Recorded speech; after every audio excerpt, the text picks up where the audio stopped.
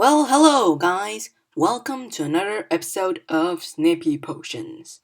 Now, yes, last time we left off, not left off, we finished a Khan Academy SAT passage, and we were in the subject of literature. So, this is reading comprehension, also called RC.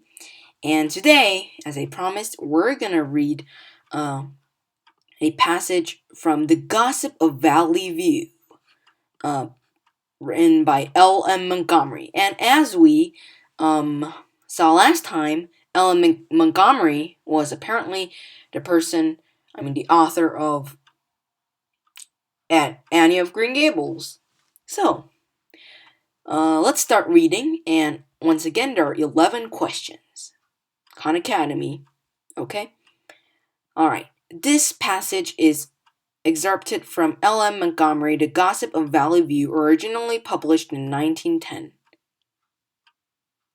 So it's an excerpt, not the whole thing, obviously, from L.M. Montgomery's The Gossip of Valley View. Oh, this is quite an old book, 1910. But actually, if you start reading classics and short stories from like 19th century and the 20th century, the early 20th century, it's quite fun.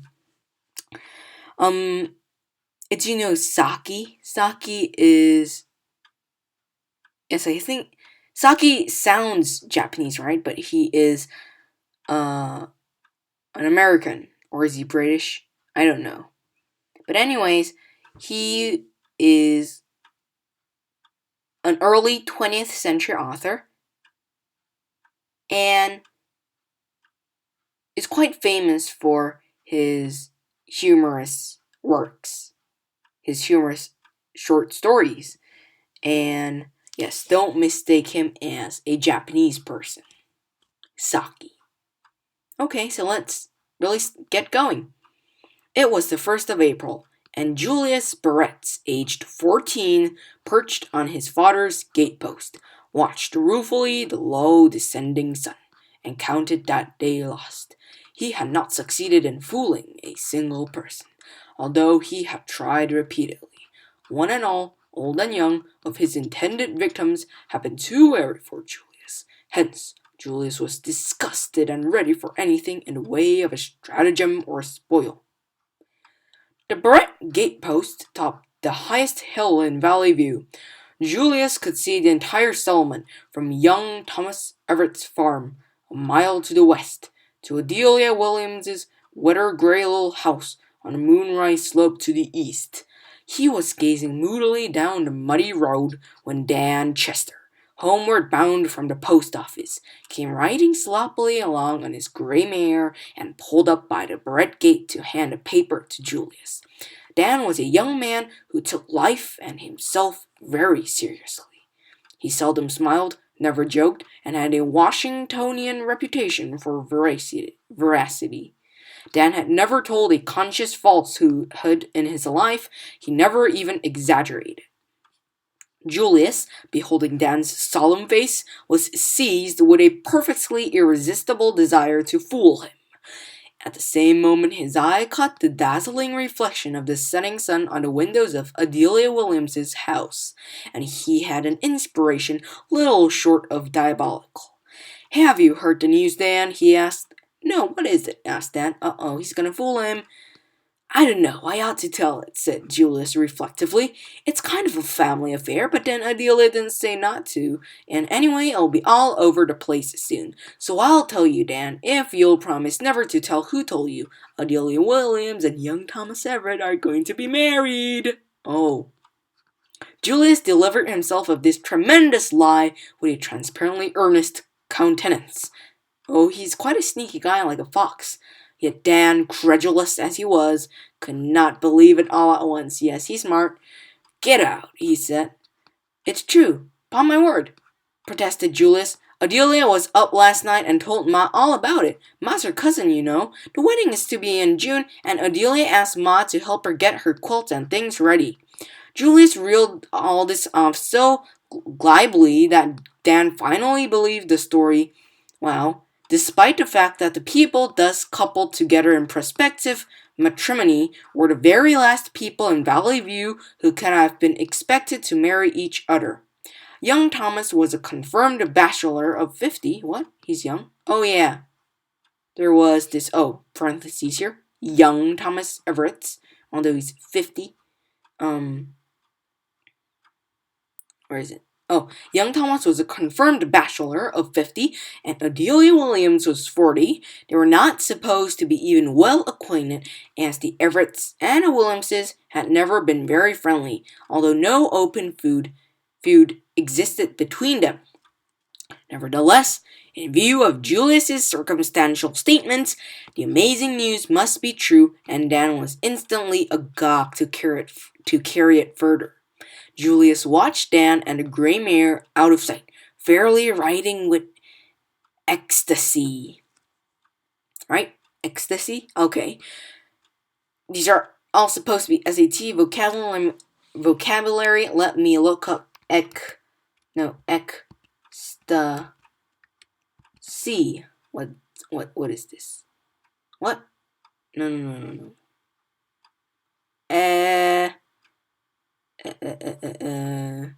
Ecstasy. Probably an old word. Let's see, definition. There we go. Oh, here we go. An overwhelming feeling of great happiness or joyful excitement. Okay. Joyful excitement. So, fairly riding with ecstasy. So, stupid Dan believed Julius's lie, and he's really excited right now. Oh, but Dan had been easy. The story would... Wait, who's excited? Julius or Dan? I think it's Julius. So Julius watched Dan and his horse... Wait, is it mare, horse? Mare. Horse. Adult female... Oh my god. The beach. Will this work? Yup. There we go. So it's a mare. Okay. A horse. So this Julius watched Dan and his horse go out of sight.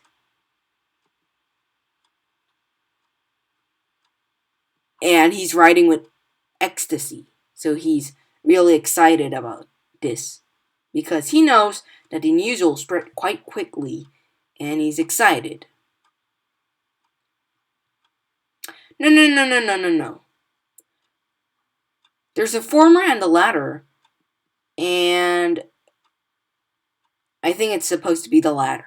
Or there would have been a comma somewhere. I mean, not this comma, like a separation.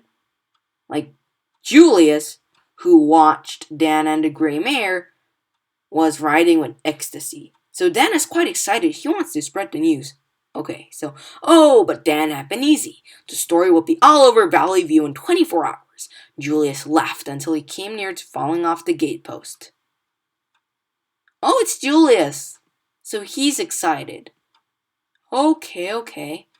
But I wonder why they didn't put a comma here, because it really makes me think that this is describing the latter. So, the former, Julius, the latter, Dan.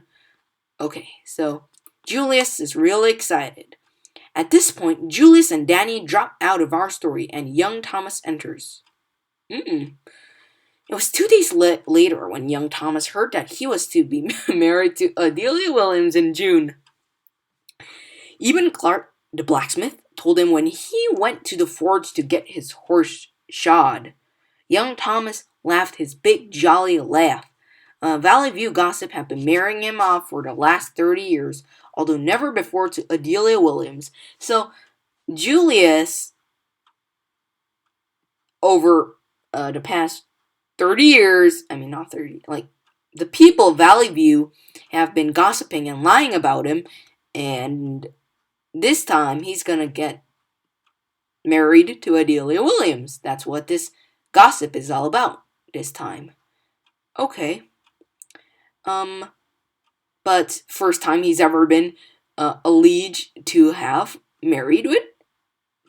Alleged to be married with Adele. Yeah. So he's alleged to be married to Adelia Williams in June. Okay.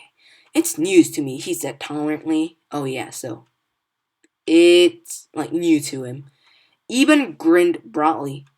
You can't bluff it off like that, Tom, he said. The news came too straight this time. Well, I was glad to hear it, although I was mighty surprised. I never thought of you and Adelia, but she's a fine old woman and will make you a capital wife. So, this Eben, the blacksmith, thinks this is true. Young Thomas grunted and drove away. He had a good deal of business to do that day, involving calls at various places: the store for molasses, the mill for flour, Jim Bentley's for seed grain, the doctor's for toothache drops for his housekeeper, the post office for mail, and in each and every place it was joked about his approaching marriage. In the end, it rather annoyed young Thomas. He drove home at last in what was for him something of a temper. How on earth had that full story started with such detailed circumstantiality of rugs and quilts too? Adelia Williams must be going to marry somebody, and the Valley View gossips, unable to locate the man, had guessed young Thomas. So maybe Adelia Williams is going to be really married to someone. So Julius wasn't such a big part of the story. He was in the beginning, but not later. He dropped out of the story. And we're done. Yep, we're done. Reading, of course.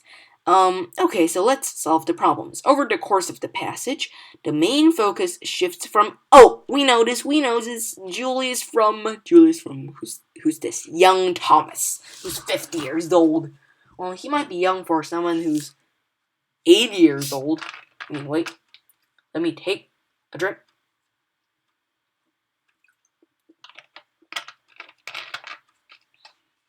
Yes, I just took a drink. There we go. Alright, let's read the choices. A character's attempt at a practical joke to the effect felt by another character. Hey, this is quite good. This might be possible. Wait. Take this. Ooh. So this might be possible. Yeah. So Julius's joke to Thomas's reaction. All right. A depiction of a small town. No. To the relationships among the characters. No.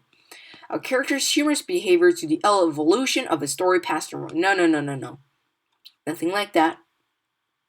Didn't tell us about how the story passed around. A description of a friendship to a discussion of a prank perpetuated by the town. Description of a friendship? No, A is correct. There we go. I'm really sure number 1 is correct. If I'm wrong, shame on me. Let's check the answer later. Which statement best characterizes the relationship between Julius and Dan? It's negative, right? It's going to be negative.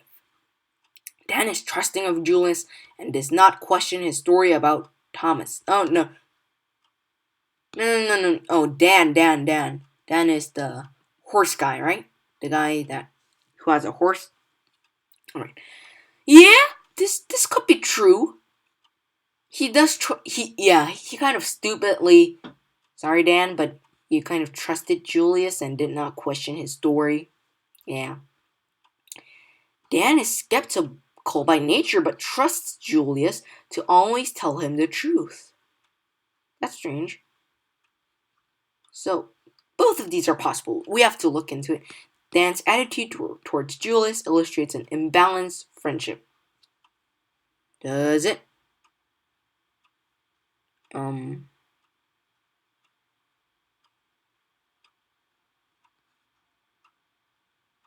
Wait, what's credulous? Doesn't that mean skeptical? Skeptical. Having or showing too great a readiness to believe things. So like the opposite of skeptical. So, Dan's nature is credulous. Right? Wait. Yeah, he's credulous. So he's not skeptical by nature. Wrong. And Dan's disposition. Imbalanced friendship? Nah. Dan's disposition makes him an attractive target for Julius's plan. Yup. Dan is trusting of Julius. He does question his story. He does. You see, and does not question his...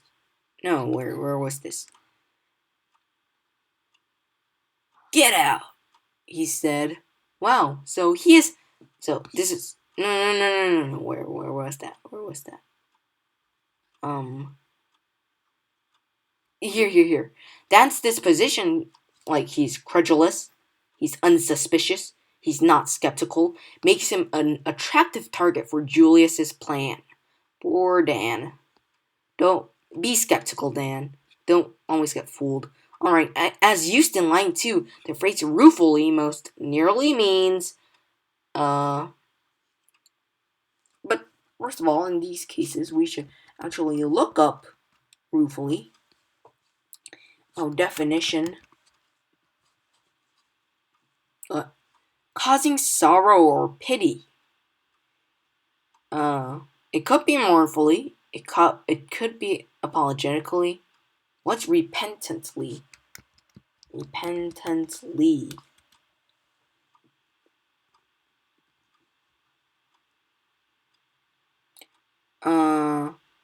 What's repentance now? Oh no.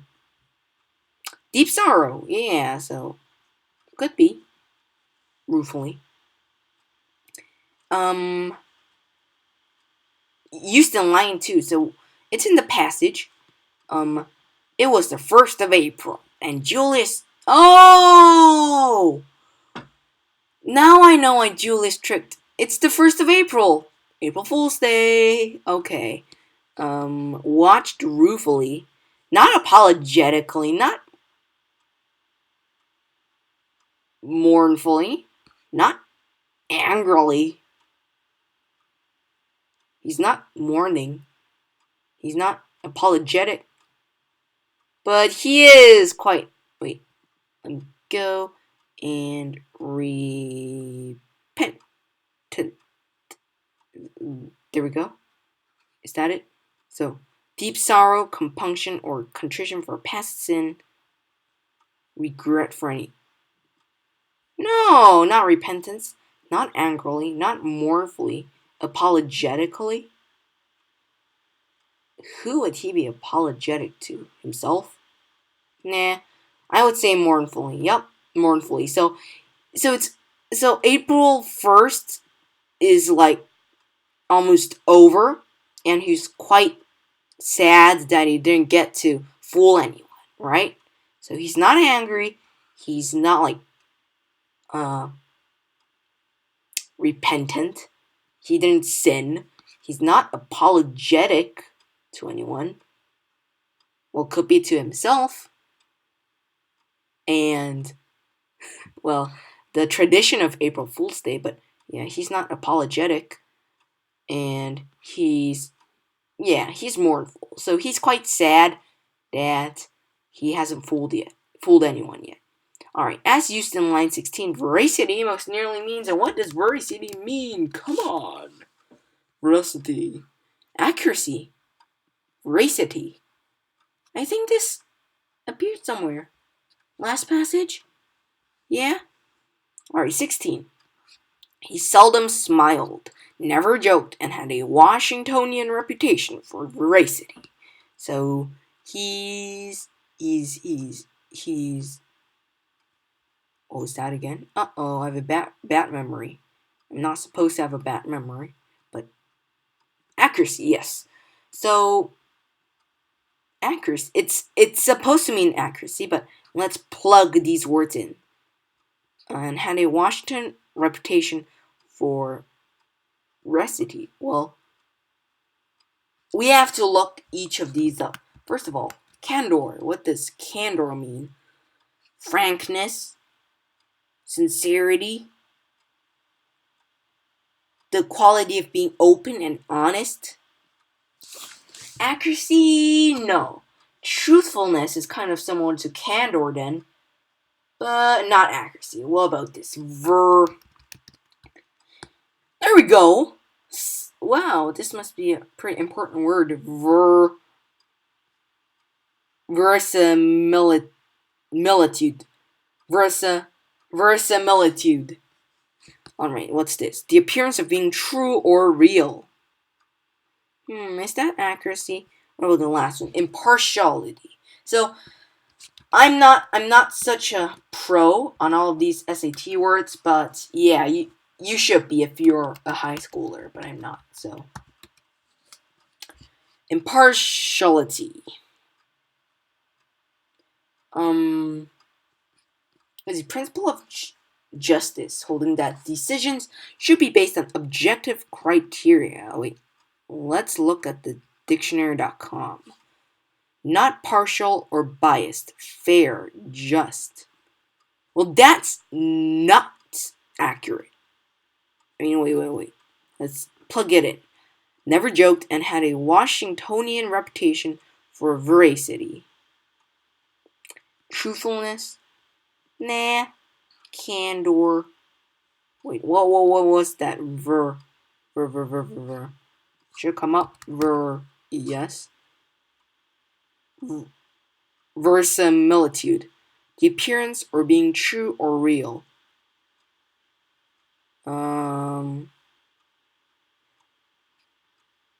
The detail gives the novel some verisimilitude. The appearance of being true or real. That I don't think that applies to living things. He's not truthful, but what was candor again? Candor seems like condor, you know, that condor. Eagle, hawk, thing, vulture, yeah. Condors are vultures. Alright, the quality of being open and honest. Yeah, I think it's this. So he's quite sincere. I saw that synonym, sincere. He's honest. Washingtonian reputation. Yup, he never jokes. He doesn't really smile. He's serious. He's sincere. Yeah, probably A. Now, number 5. The conversation between Julius and Dan serves mainly to show how bored Julius is. No, Julius is no. He's quite excited, and nothing about him being bored. Demonstrate Dan's gullibility. I've heard of that before. Gullibility. Failure of social intelligence. Easily tricked when it comes to rumors. Could be. Demonstrate Dan's gullibility. Alright. We skipped B. Provided context for the relationships and community. Not really. Just because you look at Julius and Dan doesn't mean... Yeah. Establish why Julius' story was so widely accepted. No, it doesn't say like Dan's so famous, so that's why everyone believes Julius' story. So, I think it's C. Demonstrate Dan's gullibility when it comes to rumors. Or is it provide a context for the relationships and the community? I don't know. Let's see. Trying to fool him. Have you heard the news? Dylan Williams and Thomas are gonna get married. Get out. It's true. Weddings in June. Yeah, it doesn't really talk about the relationships. And he goes off. There we go. So, yeah. He demonstrates Dan's gullibility when it comes to rumors. Poor Dan. Always getting tricked.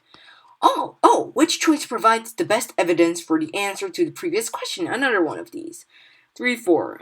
He repeatedly. Nothing about Dan. Line 29. 29. Julius to countenance. Julius delivered himself of this tremendous lie with transparently earnest. This doesn't say like Dan's easily tricked. Well, 39 to 42. 39, right, young Thomas to them.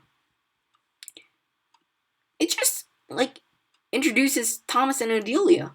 Right. Finally, I think this is gonna be it. 43 to 45. Nevertheless, in view of Julius's circumstantial statements, the amazing news must be true, and Dan was instantly agog to carry it further. What's agog? Very eager or curious to hear or see something.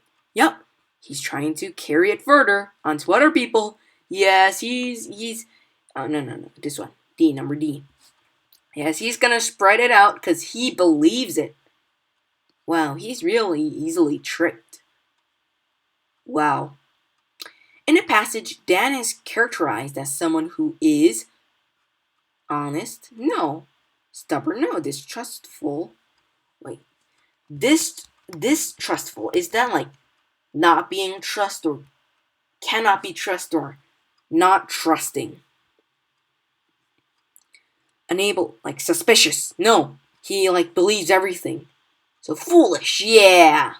Exactly.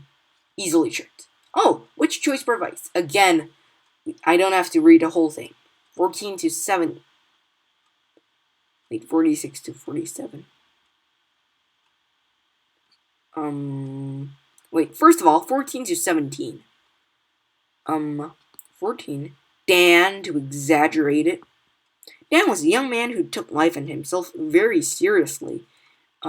He seldom smiled, never joked. Nah, not this. 18 to 19.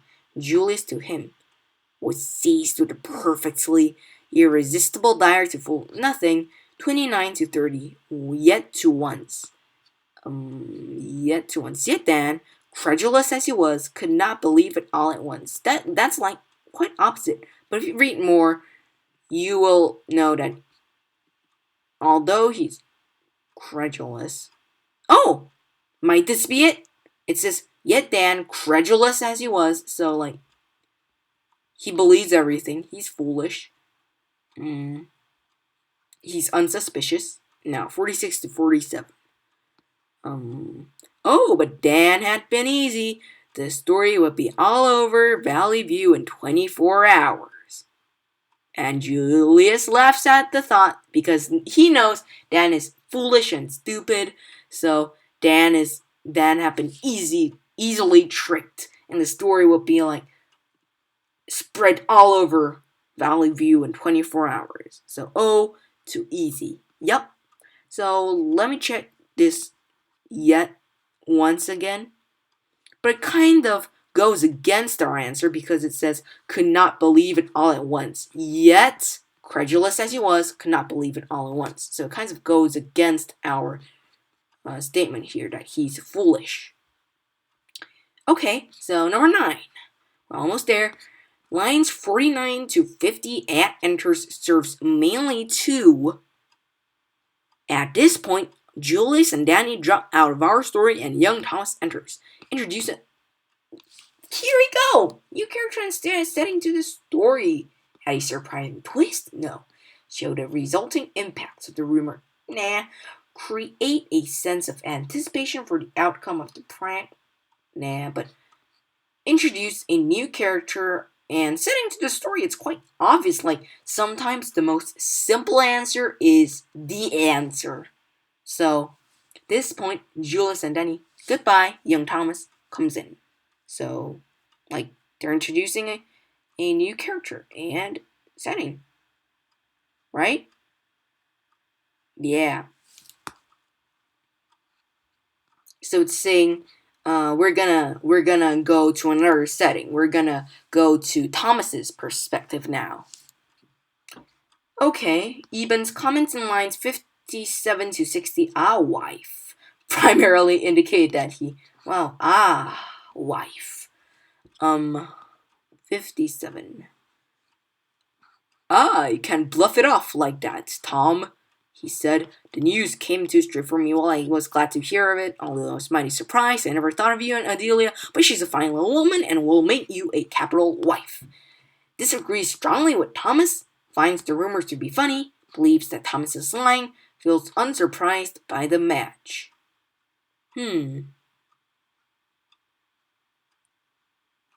Not unsurprised, he was surprised. Not funny, not funny. He thinks that Adelia will make Thomas a capital wife. Disagrees? What did Thomas say? It's news to me. How can he disagree with someone's thoughts?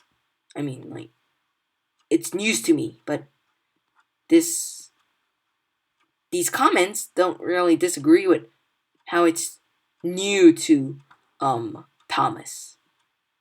Believes that Thomas is lying. Yeah, this is true. So he believes that Thomas, like, it's new to me that he's lying. So that's why he's saying, you can't bluff it off like that. This is not disagreeing. It's like he knows Thomas is lying, although really it's just a rumor. So Eben is wrong. You can't bluff it off like that. So this isn't disagreeing, right? It's not believing Thomas. So he is believing that Thomas is lying. Okay. Wait. Is believing that someone is lying the same as not believing? Yeah, because it's like knowing that someone is lying, so you don't believe him. There we go. That was quite some philosophy there. I'm a good philosopher. It can be inferred that Tom is in something of a temper because he feels exasperated by Julius. Could be. Believes Adelia doesn't want to marry him. This is just a rumor. Is agitated that he is the subject of a rumor. Maybe. Has too many errands to run? No. So either A or B. Agitated. Oh! Too many errands. He had a good deal of business, so this is true. Wow. Post office for mail, toothache drops for his housekeeper, Jim Bentley's for seed grain. He was joked about his approaching marriage. So I don't think, like, he's so worried about all his errands, but I think it is agitated that he is the subject of rumor. I don't think he even knows Julius. Right? Yeah, it doesn't mention Julius at all here. So, number C, let's check. I think we're gonna get, like, everything right this time. I'm, like, pretty sure this was quite easy. No! No, at least I got number 1 right. Remember, I, like, promised to you guys that I would get it right, but we got more wrong than last time. Why? Candor. Not candor. Let's see. Line 16. Reputation for veracity. Candor is too strong a word, as implies being forthcoming and active in telling the truth. Truthfulness. Oh, so what did candor mean again? Candor. honesty, but it's like real strong honesty. Truthfulness is quite weak. So yeah, he has a reputation for honesty, but like forthcoming and active and telling the truth.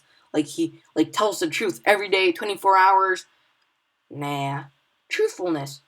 So he may lie sometimes, but he has a reputation for honesty. Candor is too strong. Okay, I understand.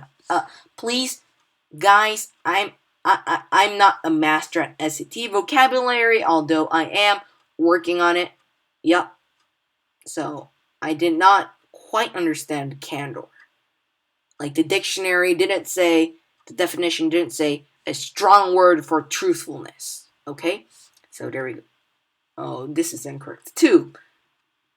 What? Wait, establish why Julia's story was so widely accepted. Why is this wrong? Dan is gullible. Yeah. However, the passage does not state his general reaction to rumors. Oh yeah. Maybe it could be just this rumor. So this answer was quite general, but we don't know how he reacts to other rumors. Maybe he just believes Julius's rumors. Okay.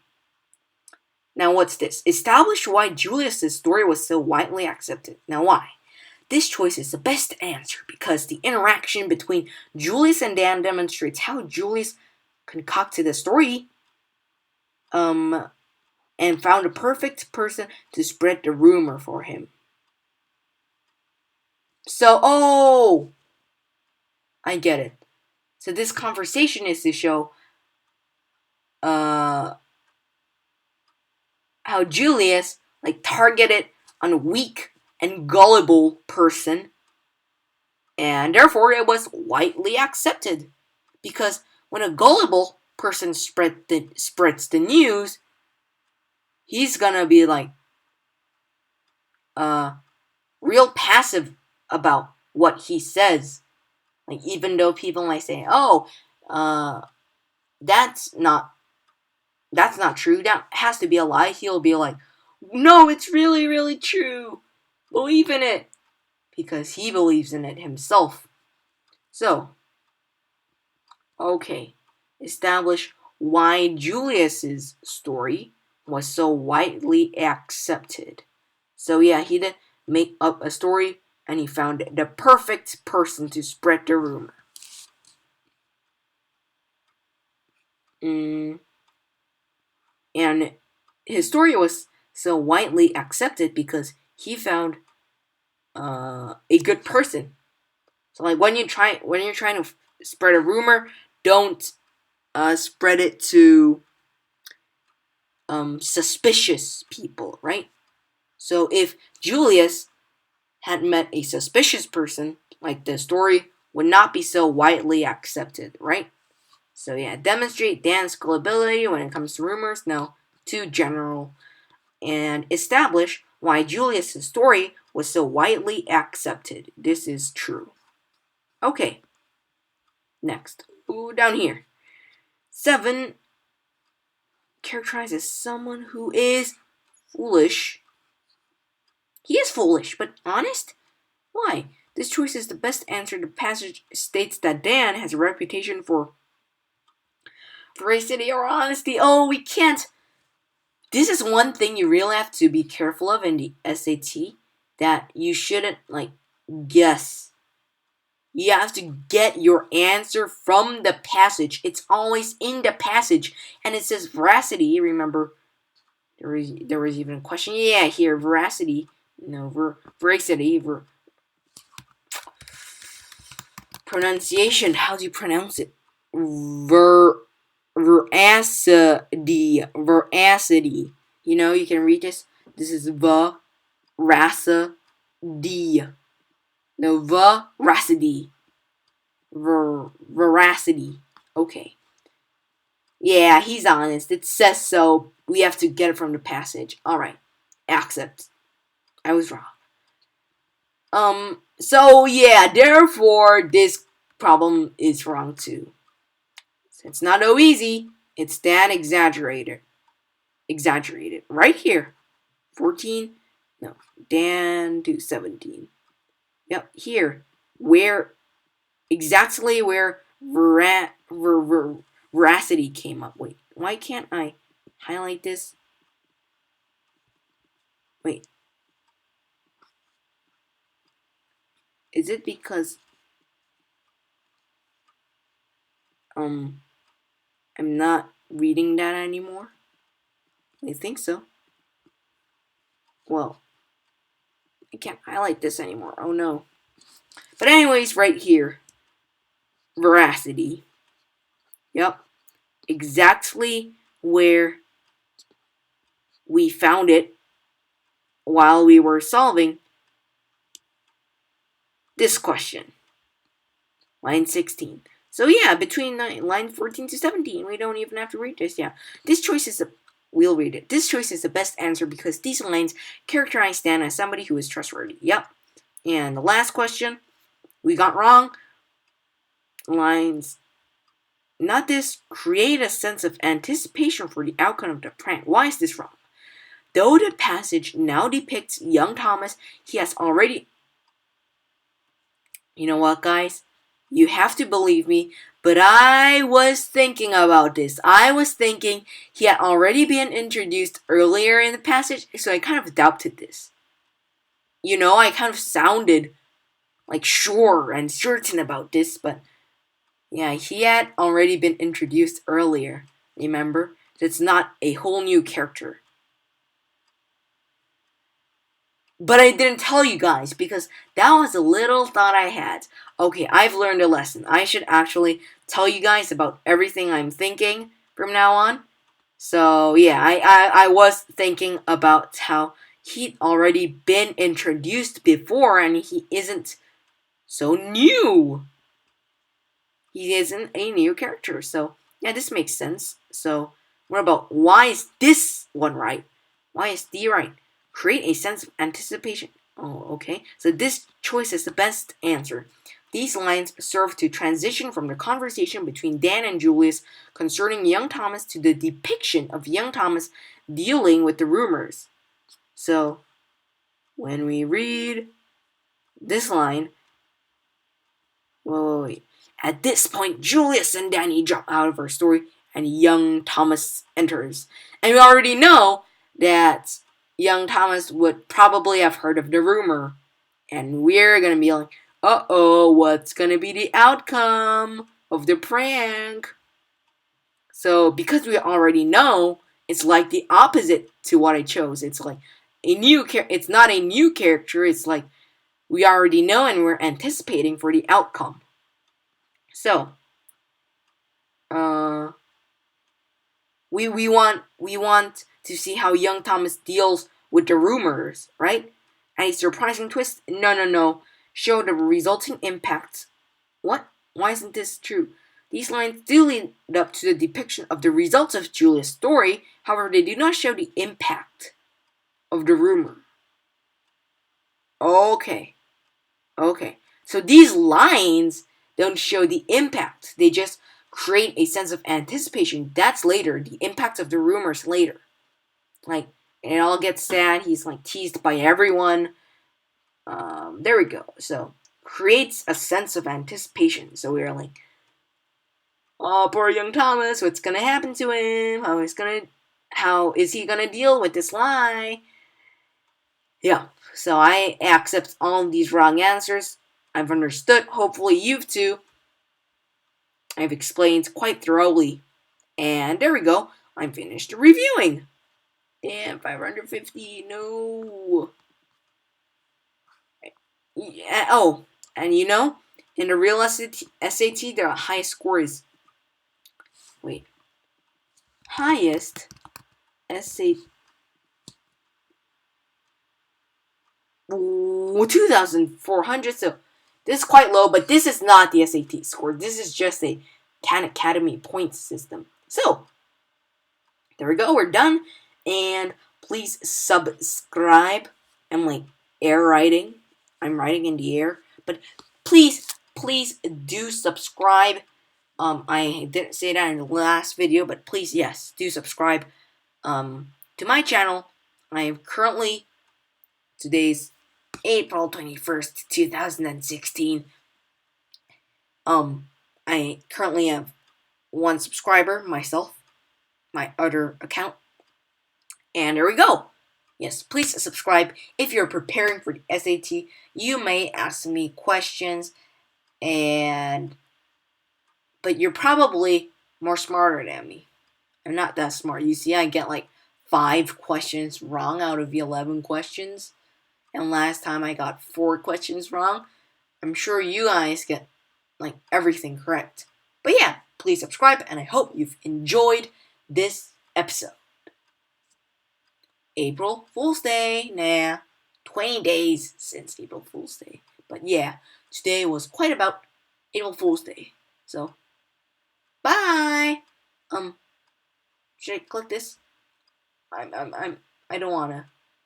I should, but yeah. Bye.